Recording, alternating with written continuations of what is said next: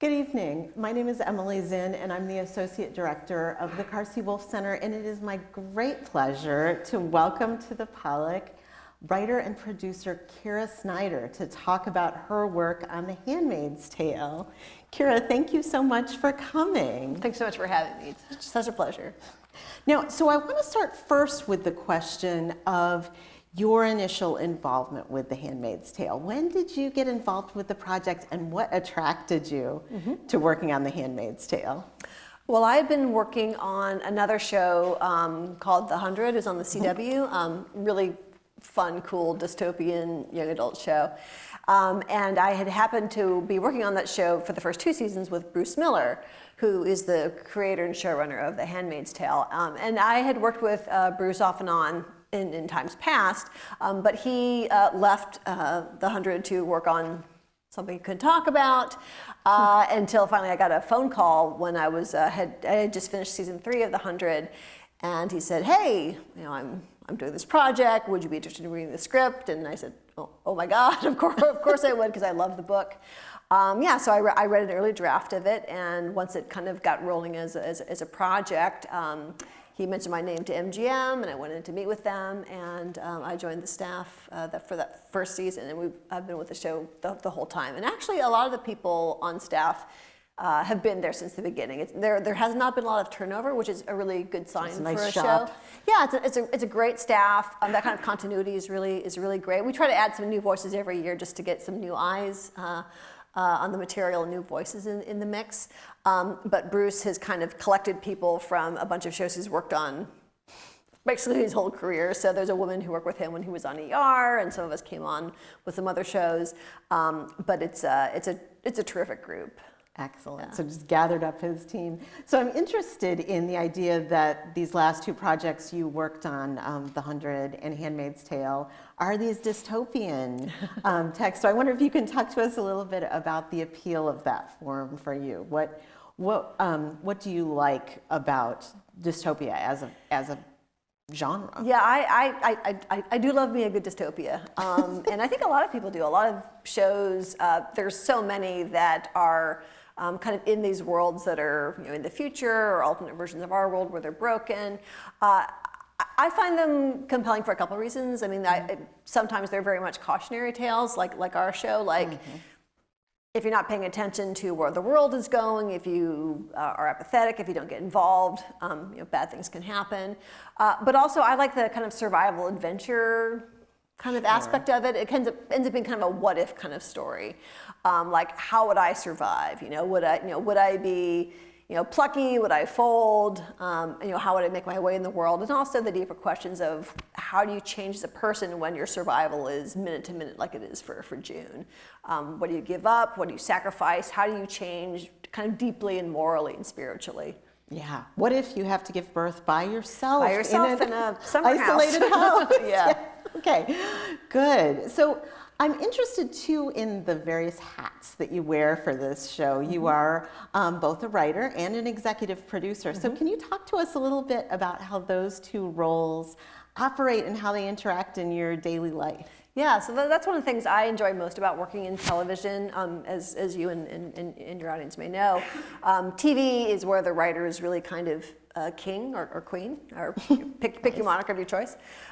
So the writers are obviously writing the scripts. We're breaking the story.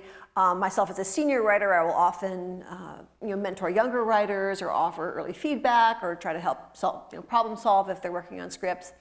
But then as producers, we're deeply involved, and then Bruce is the top of the executive producer heap, is the showrunner. He is the boss, so he is responsible for the creative vision all the way along. So he's kind of like the CEO of this company.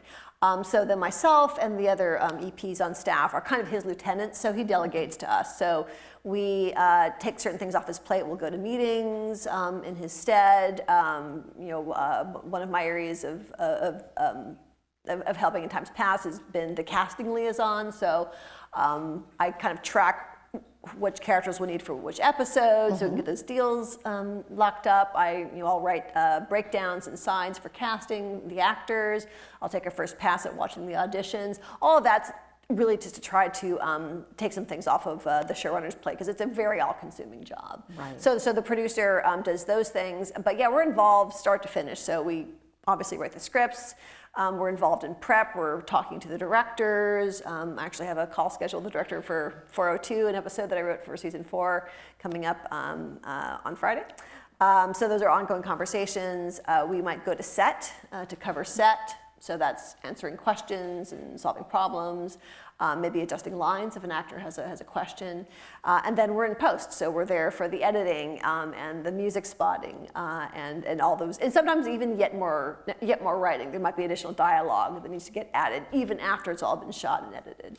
So it's kind of the whole thing. So many hats, So many right? hats, lots of hats. Getting to have your fingers in so many aspects of this show sounds fascinating. Yeah, it's very satisfying because you really help to craft. Every show operates differently. Some shows you really are just the writer. You write the script and that's kind of all you do. Other shows like this one, you get to be involved in crafting the whole thing. Right. So I'm interested in this show and the process of adaptation, right? Because this, of course, is being adapted from material from a very popular novel by a living writer. So can you talk a little bit about how the show interacts with, first of all, in the first season, how it interacted with the novel and how you interact with Margaret Atwood in the writing process? Yeah, so season 1 very much followed the events of the novel. I mean, the ordering of things was a little bit different from here to there, but the season ended where the book ended, and that was kind of always the plan. That book would be the spine, and so certainly through the first season, but even beyond then, one of our really strong guidelines for the whole project is to be responsible to the vision of the book and for the world that Margaret Atwood created. So she's a producer on the project, so she will read outlines and read scripts. It's very daunting to know that Margaret Atwood is reading your script. But she does read those, and she'll occasionally offer feedback. She's very busy, so we're very grateful for her time when she can give it. But she is very much a collaborative partner, and we take it as our responsibility to be authentic to what she did. So we try to stay not just in the voice and the tone of the book, but the things she kept in mind when she wrote it. So she has said that there's nothing in the book that hasn't happened in the past, in our human history past, or is happening right now. And that's true of the show as well. We don't look for new, cruel inventions or new terrible points of view. We look to, current history and the past as well. So those are all things that are grounded in real real incidents. And we do a lot of research. We speak to the United Nations very often. We speak to human rights organizations, reproductive rights organizations, doctors, because we really want everything to feel authentic and grounded. Right. We don't have to invent horrors. No, there's plenty out there, as it turns out. Yeah. So can you talk a little bit about, just in comparison, you wrote Jezebels, the episode from season 1, which, has some material that's not in the book, like the Nick backstory, but then it has a spine of material from the novel. Can you compare that to the process of writing something like Holly, which is past the novels? Yeah. Well, one other thing about the adaptation that has been really great for us is that even though the novel's not very long, if you've read it, it's a very kind of slender novel, and it's very constrained in point of view. You're really just with Offred the entire time. But even though you're kind of in her bonnet cam, we call it her bonnet view. Even though you're just in her view in the book in that sense, there's still this really broad and rich world outside her bonnet view that Margaret Atwood has built. And so on the show, what we're able to do is actually kind of go out into those other areas. Sure. So it's always June's story. We always kind of come back to her and what she's going through. But because Margaret Atwood built this amazing, both deep and broad world for us to explore, we're actually able to kind of dive into that. So in a weird way, Holly was, even though it has its own challenges, it was for me, it was easier to write than Jezebels. Jezebels I was frankly very daunted by because it's a really, really important section in the book, and I wanted to do it right.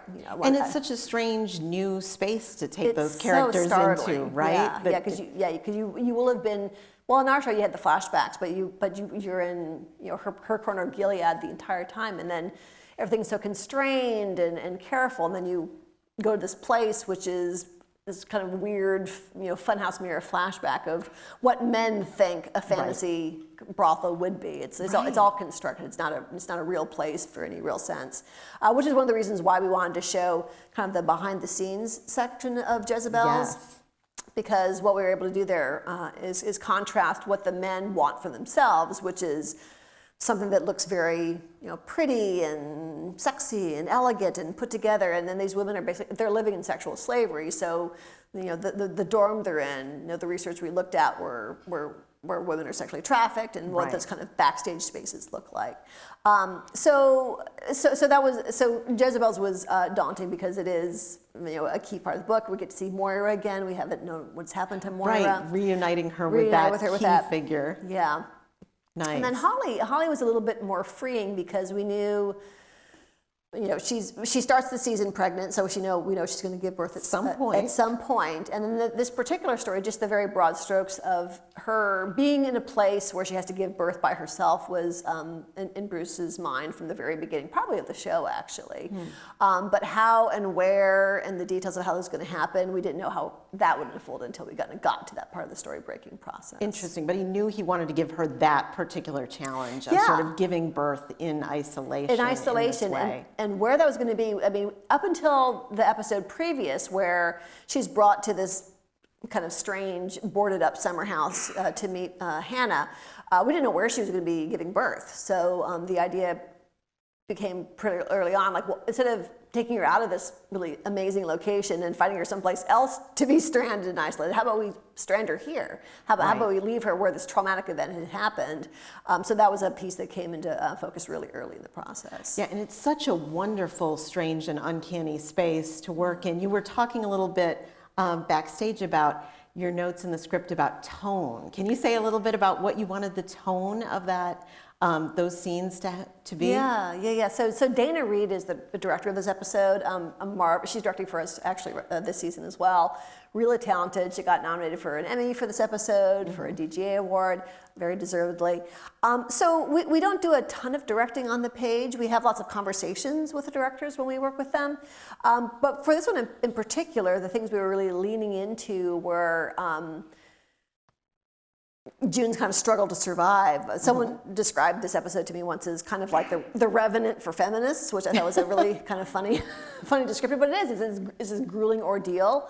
But within that, we also wanted to have moments of lightness. So that's part of the reason we have the flashbacks are not only is she kind of drawing from her memories for strength as she's going through this process, but it also, just in the pace of the episode, allows us to get some dialogue in there because it's a very dialogue light episode otherwise, and also some lighter moments. So really embracing the lightness and the warmth of those moments is something that we talked about. The total change of color, right? That house, the light is so gray and so wintry, and then you get that warmth that comes in the flashbacks. Yeah. And then the other tonal thing that I thought was really well done by the director is I really wanted to be scary when the Waterfords show up, because any number of possible people could show up and make things hard for June. It could just be some random, guardian, neighborhood patrol, or a neighbor, or something like that. But the people she wants to see least in that moment in the entire world are those two. So they come, and I wanted to feel like a horror movie. And Dana Reed, the director, has directed many, many things, but she's also done horror. And I thought she really captured that sense when Serena's kind of stalking through the house, yelling for Offred. Like it's scary. She's the monster in the house in that moment. Well, and you get that kind of horror tone earlier on too, when you get all those weird oblique angles that we're kind of following June around the house, stalking her as she's gathering things up and changing clothes and doing all the things she's doing. We're always looking at her in these, from these funny angles. So, it's got a little bit of an Overlook Hotel kind of feel to it. Yeah, Right. This big space that still somehow manages to feel kind of claustrophobic and off-putting. And having all the furniture covered, right? The idea that it's a space that's sort of that is a domestic space, but it's not in use right this minute. It's something really uncanny about it that I love. Yeah. So I want to circle back around a little bit to the idea of silence in that script. So what was the experience like of writing something where you're really relying so much on a character being alone and being silent. Yeah, the shooting script of this episode was only 30 pages, which, if you know a drama script, that's very short. What's your average? Well, actually, ours tend to be a little short because they do. So we love to let moments breathe, but also, and this episode is really an example of it. Really like to lean into the visual storytelling. Right. So our episodes, they're usually around just a little bit north of 40 pages, which again, you think about West Wing or Gilmore Girls. Those scripts were probably 70 pages. Yeah, just novel because a lot of fairly fast dialogue. In some ways it's a challenge because you're having to convey things without words, but in part because Elizabeth Moss is so incredibly talented, and because this story it's a very simple story. Like, she has goals that are very clear and easy to express without having to talk about them. We just kind of just let the moment unfold. I mean, there was some more voiceover that we ended up not using because you didn't need it. You don't need her to narrate how she's feeling because you can see on her face. Just because she's so good as an actor, you can see what she's seeing. So what that did, though, is that made the moments where there is dialogue. We had to pay sort of extra close attention to it because they would be sitting in the midst of this silence. And there's also very little score, if you've noticed. I mean, a lot of it's... there's so much just breathing. It's breathing, it's the noises of the house, it's the noises of the woods, the creaking of the floor. And there is score, but the way it's used is very much to underscore that tone we were talking about before. Right. And I want to talk a little bit about the voiceover because, so it's interesting to know that there was more of it and some of it was stripped out, because what you've got left in there is very distinctive. It's this address to this you who's in the future. Can you talk a little bit about that little bit of use of voiceover? Yeah, that little bit at the beginning and the end. That's more or less right from the novel. It's right from the book. Yeah, and that's. So when you talk about, when people ask us about like, well, you've moved so far beyond the book, like, what's that like? We keep going back to the book because the book is finding little bits. We're finding little bits. I actually borrowed a piece of dialogue not too long ago in an episode for season 4. So we go back to the book for inspiration and also, like, frankly, when you get stuck. And I was trying to think about what the voiceover might be at the top of this episode. I couldn't come up with anything that just felt right, that was really good. So went back to the book, and this that portion really stuck out at me because it really encapsulated this moment for her, but also was a little bit of a meta moment because the entire show, and this is something that could be easy to forget, the entire show she's actually telling us a story. Right. The whole show is her narrating into a tape. In fact, if you listen really, really carefully, in the very first episode, you can hear the click of a record button being depressed. And the way the audio is treated when she does voiceover is very carefully to sound like it's recorded. So it's a little bit of an address to the audience who's watching the show, in part because, particularly in this season, particularly in the previous episode, it's been a bad run for June. June's had a really rough time. The story is extremely painful. And so both for her in her life and the show, the episode in this season, we wanted to kind of acknowledge, this is a story. There are some good moments. I'm going to tell you about one of them. Right. And there's some hard moments, some fragmentary moments like that. Yeah. I just think that direct address and that kind of apologizing for her own story, that's a really great, chunk to have pulled out of the novel and added into this really intense episode. So, so let's talk about the wolf. Can you tell us a little bit more about? The wolf to me was so striking in that it makes you realize how few natural images there are in this story. That in general it's very urban and very controlled, and if you see nature, it's controlled in the way of like Serena's plants in the greenhouse. And here you've got, an honest-to-God Actual wild wolf, animal, right? Actual Canadian wolf, yeah. Right. So tell me about the process of deciding to put a wolf in the middle of this story. Yeah, so when we were breaking the story, pretty early on, we wanted some sense of the wild natural world. In part because we were not in that very controlled, urban Gilead setting, but also a little bit of world building in that, Gilead is a terrible government, a terrible place. It's done a lot of awful things. The one thing they've done really well is take care of the environment. So it's kind of a climate change story. So the fact that wolves are coming back into areas that had previously been only for humans, like that's a little bit of a mini story we wanted to tell. But it wasn't originally a wolf. We were looking for some kind of wild animal, and could it be a deer or a moose or something? I don't know what a moose. It's so different if a moose wanders through. But I came to the wolf in part because the iconography is so striking. Obviously, you have kind of Little Red Riding Hood, and the wolf, it feels very much like a fairy tale. But I also wanted something that, and the show doesn't really get into symbolism too much. This is probably the closest we've ever gotten. I was interested in having something that was something wild that her relationship could change with over the course of the story. Right. So the very first time you see the wolf, it's terrifying. Like, it's scary. Like, she just got stranded at this place. There's this wolf. Oh my God, what does it mean? And then, but over the course of the episode, the nature of the wolf and her relationship to it changes. She, in the middle of it, when she kind of, after she falls, that terrifying fall, and she sees the wolf there, she kind of draws strength from it. She's like, I'm a wild, natural thing. Gilead doesn't have any strings on me. I can do this. It's kind of what she's getting from the wolf in that moment. And then at the end, where she has made this really sad decision, but necessary decision to kind of summon help. She shoots the gun into the air, knowing that someone will come and find her because she is afraid of dying, and then her baby would die as well.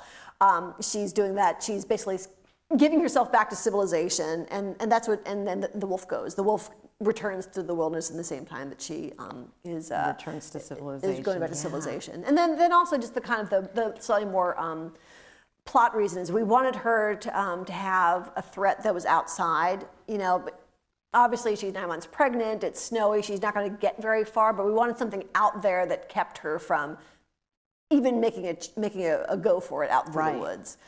So the wolf also wore a lot of hats, as it turns out. Well, and it just proliferates the threats, right? It's like, oh, and this too, and now there's a wolf? Like, come on, this lady can't catch a break. She cannot catch a break now. So, and I wanted to talk a little bit more about Little Red Riding Hood and the place of that story in there. Atwood makes so many fairy tale references in her fiction. She's obviously very immersed in that, and she does make references in the original novel to the red cloak and everything. But you guys actually put the wolf in the story here. So what do you make of the Little Red Riding Hood connection? Was there something in invoking that story? Was there some place you were interested in going with it? If only to subvert it, like, I mean, there's versions of the Little Red Riding Hood story where, she's the one who's triumphant. We're not interested in having Jean, kill the wolf, whatever. But the idea of finding something sympathetic in this wild creature, in the world of the show, and certainly in this episode, the wolf is not the dangerous thing. The wolf is not the monster. The monster are the two people that come in the car. So many other monsters. But the idea of kind of the fact that she's giving birth, it's a wild thing. It's a natural thing. It's a thing that mammals have been doing for so many years. We just interested in finding a kind of a strength for her. A nice twist on that. Like a Patronus kind of thing. Yeah. I mean, I think the other thing that's interesting about invoking Red Riding Hood in this context is that it's such a story about relationships between mothers and daughters and grandmothers. It's this story about a mother sending her daughter out into the woods where there are wolves. And that seemed so interesting to me in the context of the title of the episode and the fact that the Holly character comes back around here. So I wonder if you can talk a little bit about the role of of June's mother in this and of that Holly figure. Yeah, we love Holly. I mean, Cherry Jones is spectacular, and that's and back to another adaptation point. Holly is a character. So June's mother, she's actually never named in the novel, but she is a big character in the novel.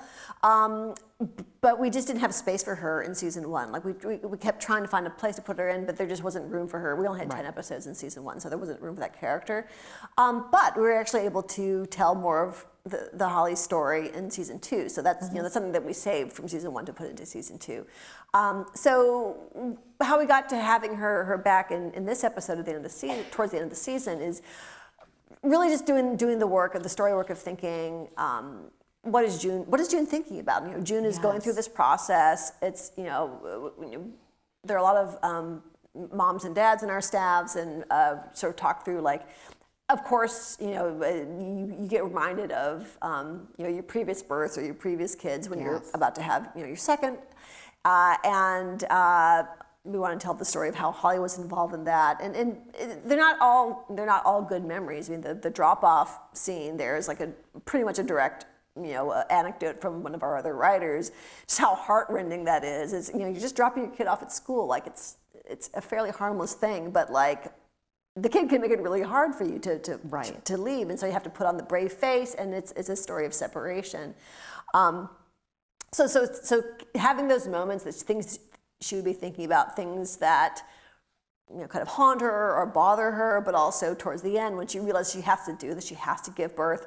What is she thinking of to make her strong? And she is thinking about her mom, and with whom she's had this pretty complicated relationship with. Relationship, right? The idea that she's not a strong person in her mother's mode, and yet she does draw strength from that memory, right? From that history there. Right, and her mom gives her props. She's like, you did it. I know. She doesn't say I told you so because she could, but she acknowledges the strength that she saw in June, even though June did not see it in herself. Right, and June also doesn't say I told you so in terms of her mom not actually showing up. So that. To me, that's really interesting about those ways in which our mothers always, both fail us, right? In these ways, the drop-off section it's a beautiful moment because it's so mundane. Yeah. Anybody who's ever dropped a kid at daycare has had that precise experience, and it feels really tragic in the moment. But in this context of the huge tragedy that June is living, it's really, it's such a little tragedy. We like those moments in the flashbacks, kind of the more mundane, the more real, the better. So lived in. Exactly. Getting ready for a party with your spouse, that. You tell who the work friends are. Sure, that's a thing that people do. And then as a storytelling thing, we find that helps ground the rest of the episodes. So there's episodes, on the show can be hugely dramatic and heightened, and hopefully are things that we'll never experience in our own lives, but hopefully they feel more real because we've shown this other kind of crumb of a life that did feel real. This facet of her other life, yeah. So the wolf is the one image in this show that hits me, and then the other image that really hits me is the gun, right? This is the moment where you have given June a shotgun, right? And to me, this seems particularly striking because it feels like one of the first moments where June sort of contemplates doing something violent that isn't a response to an immediate stimulus. It's not like someone does something to her and she does something back. It's really, she's up there in that weird attic cupola space considering, ambushing the Waterfords. And of course, the Waterfords completely deserve to be ambushed by a crazy person with a shotgun. But so can you talk about the process of introducing that, why you're introducing a gun at this point and why you're introducing those kinds of impulses at this point in June's story? Yeah, it's interesting looking at this episode in this moment, now that we're partway through season 4, how June is a really different person. So we talk a lot about how June season 1 would not been able to have kind of gone through the stuff that she's going through in this episode. Right. Right now, the June that we have through the end of season 3 into season 4, I'm not sure she would not have taken that shot after all. I think she probably would. You certainly seem to be pushing her in that Yeah. direction ethically. Like Yeah. her ethics are shifting radically. She's changing because Gilead's changing her. But at this moment, anytime, we try not to be too facile with how we use weapons and guns and firearms on the show. It's not. I mean, the Guardians, the men carry them, but Yes. it's not really a show where we use a lot of that. So I think this is one of the first times that we've actually had one on screen. So we want to be mindful about how we're doing that. Mm-hmm. We wanted to make sure it was something that would be in this house in a way that felt realistic. We didn't want to have like the extra convenient gun, but also like really play the reality of like, you find it, what are you going to do with it? Do you know how to load it? And then if you take the shot, and for all we know, she's never fired any kind of weapon before, let alone a shotgun.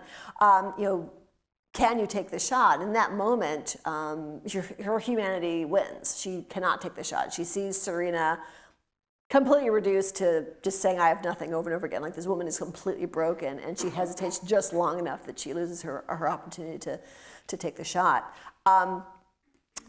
But we also wanted to keep the fact that the gun is there is still like it's this very charged object, this very kind of invested object. You can't just kind of ignore it. So then now she has it. So you feel like she could defend herself if something came along again. Up until the moment when her water breaks outside the garage, like, she's ready to go. She's got the car. She's got the, she's got Oprah Winfrey on the radio. She's got supplies. She's got her shotgun. She's ready to go. And that's not what ends up happening. But I was interested in finding a way, like, does the gun come back around in a surprising way? And so it ends up being the thing that summons help to kind of basically deliver her back into Gilead's hands. But when she goes out there with the gun, and this was intentional, you don't know what she's going to do with it. Right. Is she going to kill herself? Is she going to kill the wolf? You don't know what she's going to do with it. So it ends up being shot, but not at anyone or anything. Right, used for a totally different purpose, signaling, right? Yeah. I think that moment where you've got this, very pregnant woman in this iconic Handmaid outfit carrying around this, unwieldy weapon, when, as you say, all through the series, we've seen lots of male figures sort of carrying weapons, like they're the sort of silent threat, and here we have this shift. It's really, it's a striking moment. So, okay, I next want to talk about clothes, because you can't talk about this show without talking about clothes.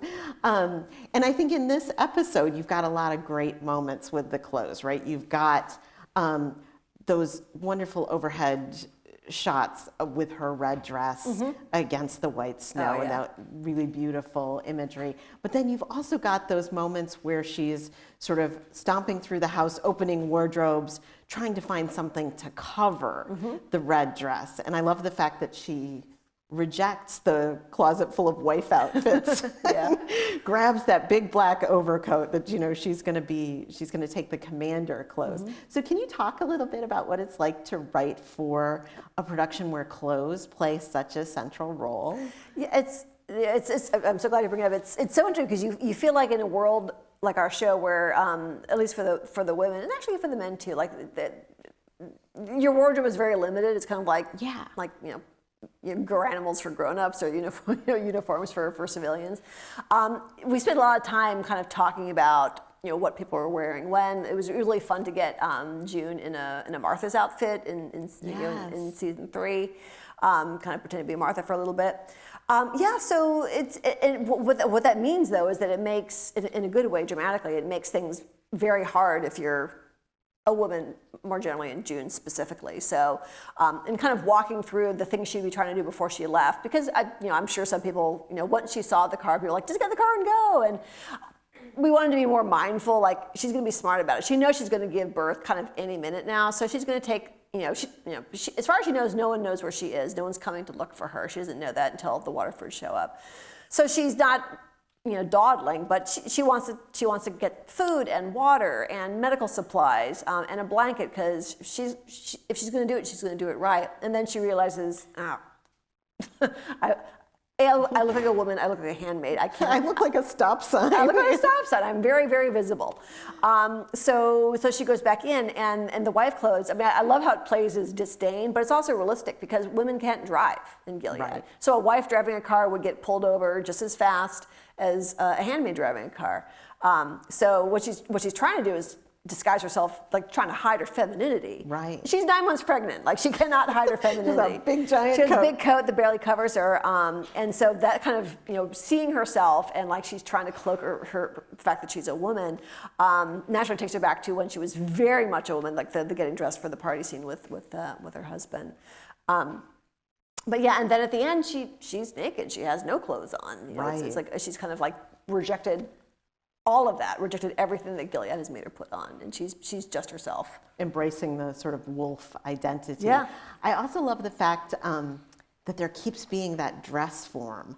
The So with creepy, the right? veil on it. Yeah. Now, was that in your script? Did that get added? Oh, that was not scripted. I mean, that's the kind of the amazing thing about taking a script into production is you have all these other amazing craftspeople, the directors and the production designer and the costumers, the props designers, the wolf wranglers that bring all their amazing art to the project. So that's something that was not scripted. It's just something the director and the production designer came up with, and it's haunting. I mean, it's a spooky house. It's so scary, and just the idea of it being haunted by this sort of bride-like feminine form that you keep seeing in these moments is really stunning. Oh, anyway. Yeah, and sometimes that was serendipity. So that might have been.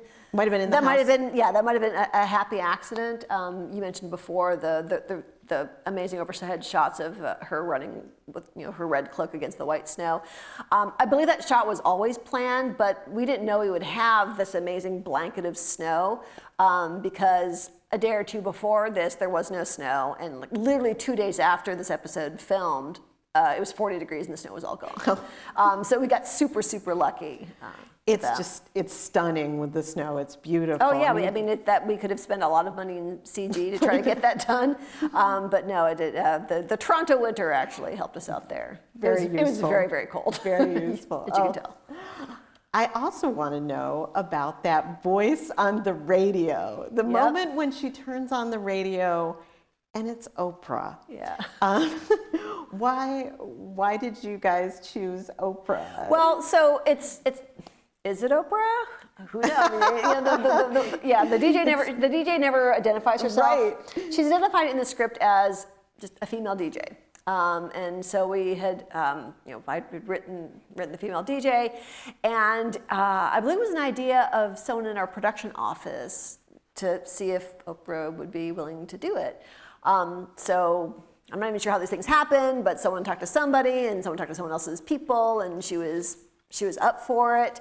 Wow. And then so I wrote a full page of other types of, because we only had like kind of one shot with her, so I wrote a page of like kind of DJ talk of various kinds. I think there's even a snippet of it in season 3 when the Waterfords go on the road trip. Yeah, when it comes back around. And then she was gracious enough to do it for us. So it's not explicitly Oprah. Obviously, the voice is very recognizable. It was a nice, because she started in radio. It's a nice kind of. It's so iconic, right? Like no one can say baby like Oprah. Starts forever, baby. Yeah, Brilliant. And it's also, in that moment. Again, I didn't know this when I wrote it, but in that moment, like, what would you want to hear to kind of like ground you, inspire you, and like, Oprah's one, and Bruce Springsteen is kind of another, and And finding that, so that there was different, so adding music to TV shows is a whole process. So when they filmed the scene, it was a completely different song. They played for her to kind of react to, for Elizabeth to react to. And then they tried a few other songs as we went through the post process. But no, I can't imagine anything other than this song. No, it's so spot on for that moment. So in our last couple minutes, I want to turn to some of your other work outside Handmaid's Tale. So first of all, let's talk about your Parish Mail series. What is, for the audience, what is an interactive Kindle book, and what drew you to that form? Yeah, so my professional life before becoming a full-time writer was as a computer game designer. So I went to grad school for that, and I worked for Electronic Arts and Microsoft and a couple of startups and Yahoo doing computer game design, as well as writing and producing them.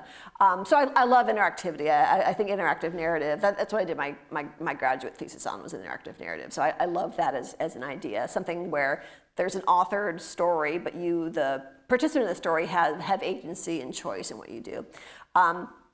So I was contacted by a little startup company in Silicon Valley that had built a narrative platform for doing interactive prose, and they're looking for writers to kind of do their inaugural kind of set of books. So I wrote a series of young adult novels for them. They're called the Parish Mail series. They're available on Amazon for Kindle. They're great. Oh, thank you. And they're kind of like Buffy meets Veronica Mars. I love both those shows, and these books are partially because I really missed them. I miss those shows. So it's a supernatural detective series, but a young woman, a teen who moves back to New Orleans with her mom to meet the family she never met. She had never met before, her grandparents and whatnot. But it's interactive. So when you're yelling at the TV for like the detective should don't talk to that suspect, talk to that suspect, or that's the wrong guy, or that's the wrong clue.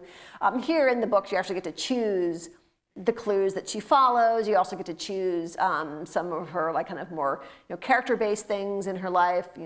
Romantic choices. Which friends she wants to hang out with. And because this was all kind of a technology platform, what that does is whatever choices you make changes the story going forward, and it's seamless. So unlike the Choose Your Own Adventure books where you have to kind of flip back and forth, you just read straight through, and the book kind of changes depending on what you do. So if you kind of blow off the popular girl, her invitation because you want to hang out with your kind of cool, quirky new best friend. The next time you see the popular girl, she'll act differently towards you than if you had gone to her party.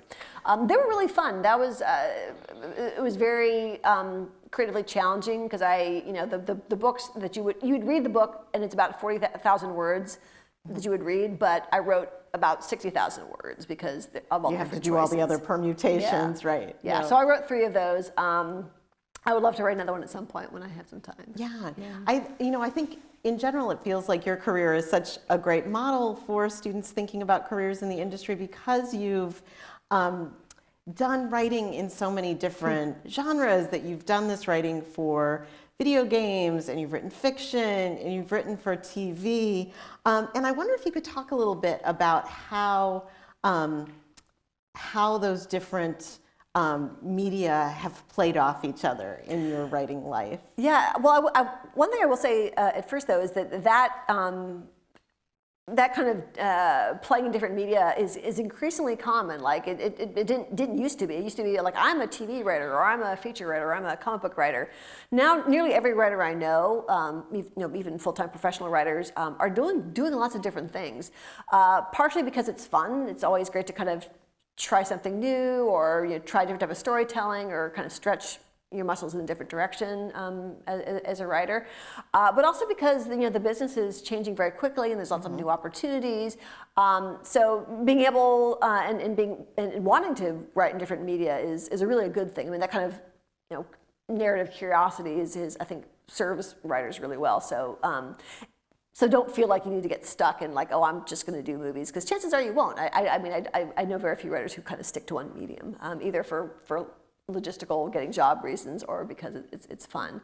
So for me, what I like to do is I like to look at the idea and sort of see kind of what shape it wants to be. Some ideas or movie ideas where they could be told beginning, middle, end, and wrap up in 2 hours, and that's really all you need. Some things might be better as a limited series where it does have an end, but you need more time. So think about it having 7 or 8 hours or whatever. Some ideas like Handmaid's Tale, like that is a world and dynamics and relationships that you could mine for many, many episodes, and that speaks to maybe being a TV show. And then for things like novels and comics, I mean, those are great if you want to play with places where like either you want to be very internal because often with the exception of sometimes Handmaid's Tale, you don't get a lot of voiceover or internal monologue on screen so much. But novels, you get to spend a lot of time in the interior life of your characters. Yeah, you just really, which was really fun for me to get to do that. Also, you don't have to worry about budget. Like if you want to blow up a planet, you can do that in a comic. It's very inexpensive in a comic, and it's very cheap in a novel. I think George R.R. Martin famously wrote the Game of Thrones series thing. Like no one would ever be able to make this into a TV show because it would be unproducible. Dragons, battles, and yet they did. Yeah, that's great advice. Just thinking about writing in different sorts of media, having a range of different ways to apply your storytelling talents. Well, thank you very much for coming this evening. Can you please join me in thanking Kira Snyder for talking with us this evening? My pleasure.